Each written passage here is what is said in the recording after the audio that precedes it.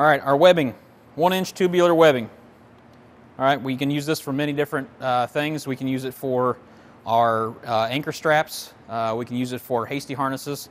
The one thing we have to do before we are going to use it for either of those is tie it in one continuous loop.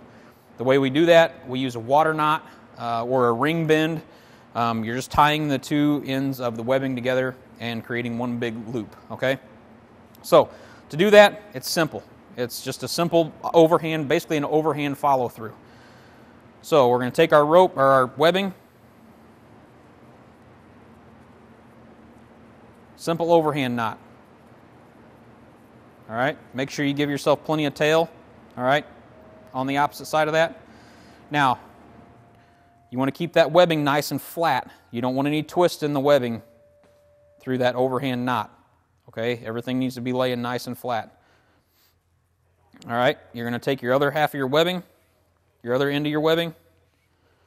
Make sure you try to keep it, run it through your hand and keep everything nice and straight.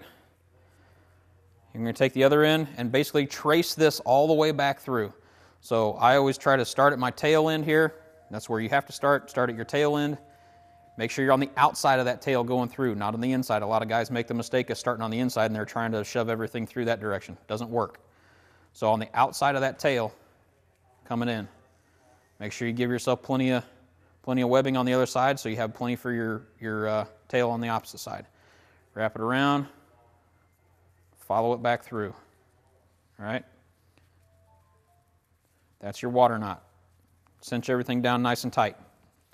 There are certain rescue companies out there that now state that you don't have to have safeties in your water knot if you have at least a fist's width of tail sticking out either side.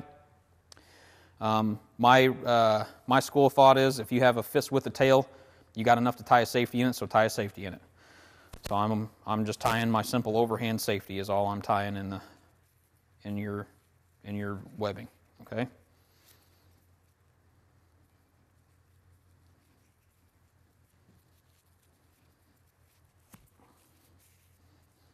Now, everything's nice and flat, no twists on your water knot.